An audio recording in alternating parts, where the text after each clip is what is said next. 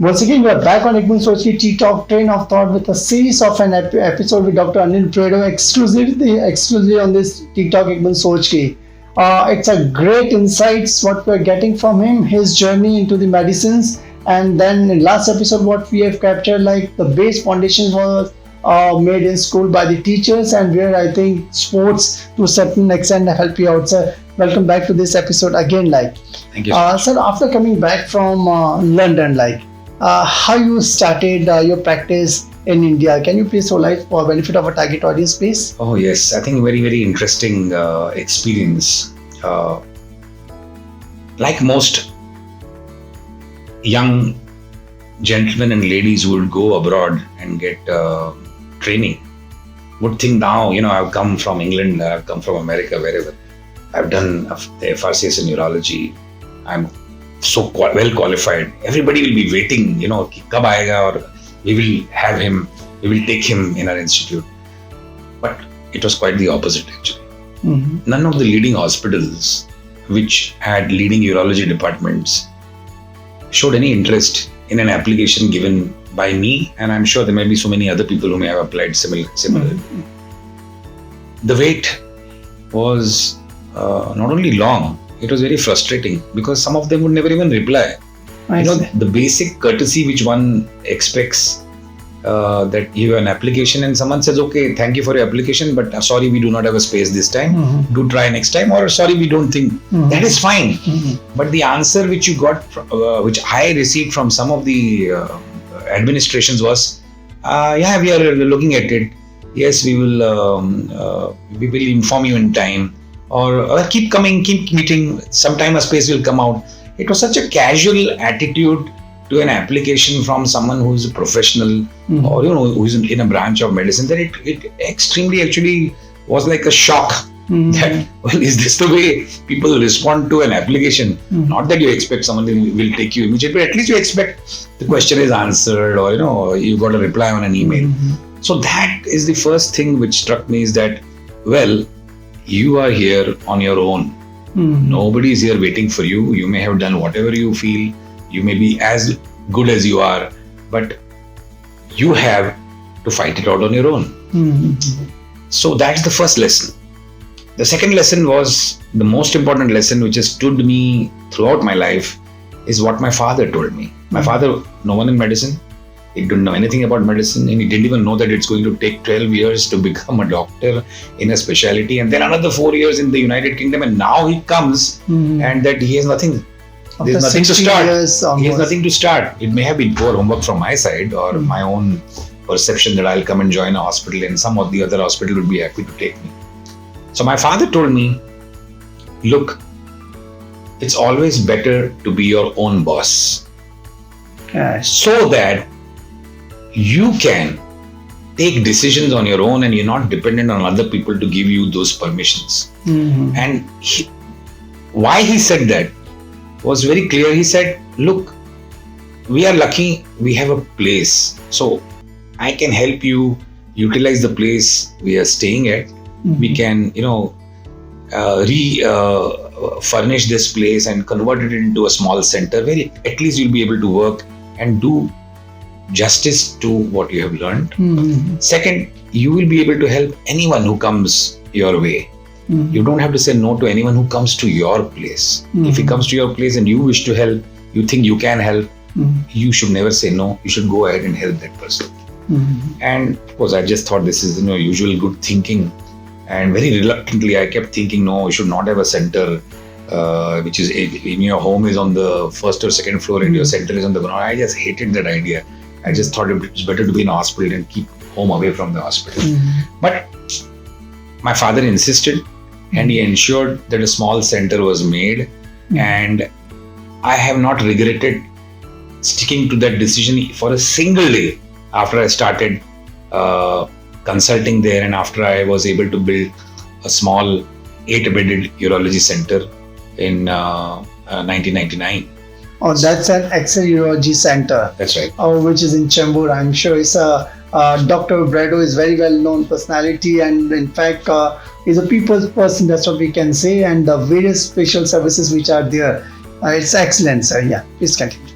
So So that was my experience. So I started humbly, and knowing fully that I have to go through this grind on my own. Yes, there were good senior colleagues of mine who always encouraged me, and my teachers also encouraged me. But what they said is work hard, and you always will be successful in life if you work hard. Stick to your principles, stick to your values, do what is correct. Don't get driven by forces or by circumstances which make you take wrong decisions. And it's only a matter of time things will work for you. So the next step I thought was the best way was to become a member of one or two organizations where your peers were there. So I immediately became a member of the Indian Medical Association Chembur branch, where there were a lot of senior consultant doctors, physicians working in that association to conduct CMEs, to conduct medical camps. So I became a part of the local group in Chembur, and I also became a council member of the Mumbai Urological Society, where all the urologists in Mumbai were together. And so these two organizations gave me time to spend with my peers, with my seniors, with my juniors.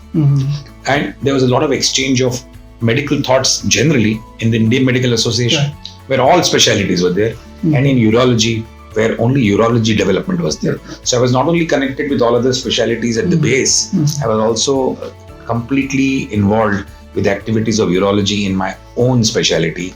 And slowly but certainly, I took positions of responsibility. I became a council member, I became the secretary of those societies, and I became subsequently the president of those societies.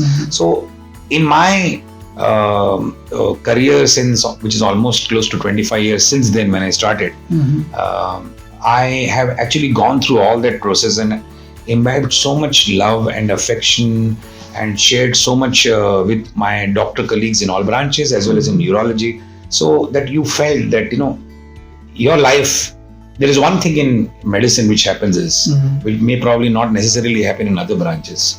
You may have an engineer who qualifies as an engineer, ultimately becomes a banker. You may have a chartered accountant who's qualified as a chartered accountant, may ultimately do something else. An architect is doing something else. So everybody can qualify as anything and become somebody else.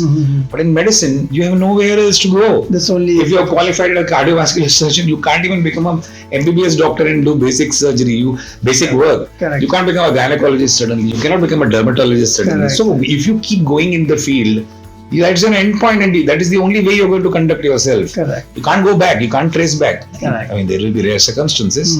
And so it's extremely important to be known in your own field, to be relevant in your own field, and to be able to contribute to your own field, so that people in your own field know what you're doing, you know them, and all of you as a society can serve community much better, larger. That's the larger picture I would give. So that in that way, not only my work. So work is, of course, you keep working, and then there was association with other hospitals in Chembur, in my vicinity, also hospitals where I'm attached. So one of my teachers in general surgery, who was my boss in general surgery, actually was the first one who took up his phone and says, Anil, I believe you've come back from the UK and that you're looking for an opportunity. Would you consider joining Shushrusha Hospital, which is a cooperative hospital in Dadar, as a urologist? My teacher, Dr. Sharad Acharya, he actually called me and told me to join. And I think it was the happiest moment in my life that, someone who was my teacher is saying, you please join this hospital. Till date, I am attached as a consultant at the Shushrusha Citizens Hospital, where it gives me joy to interact with not only patients, the staff, but other teachers, other people who have, who had played such, now most of them are not there, but who had, taught us. To be able to be part of that team was the biggest joy I had. And then, of course, I had opportunities in so many other hospitals. I'm part of Zen Specialty Hospital, the Inlex General Hospital, Shushruth Hospital, all in Chembur. I'm attached to the Apollo Hospital in Navi Mumbai, to the Global Hospital in Parel. All these hospitals have given me so much love, affection, and experience, that I'm so happy to contribute to all these hospitals in my capacity. So it's all culture, value which are inculcated right from childhood, like maybe comes from your parents, from your teachers, and the kind of relationship which you built across the line, like you have been a past president of various associations which are there, so you understand the empathy of people and connect to them in a meaningful way, in an unconditional way. I think that matters a lot. Like, Well, it gives you not only a chance to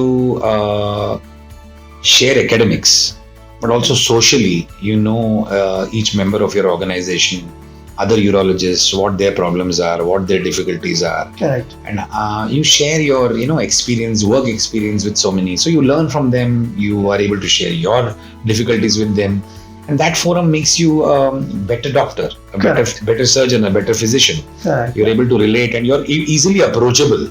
Correct. And you can also approach others so easily because you've met them so often. Correct. I think it's a very, very important part of life. Good, great. It's a great insights exclusively what we are getting on ttalk ek Boond Soch ke. A story of Dr. Anil Bradoo, how he started right from school, like he was always an excellent student, and he got into medicines, and then he went abroad, and then part of various associations as a past president, and also running a center that's an Access Urology Center in Chambur. It's a great insight to what we are getting, a great learning for ttalk audience. That's what ttalk audience, that's what ttalk platform is all about. Do catch up with Dr. Anil Bradoo on next episode of ttalk ek Boond Soch. Till then, go to www.ttalk.net, subscribe and like the channel as much as you can. So thanks a lot for your presence on the show. Thank you very much. Thank you. Thank you.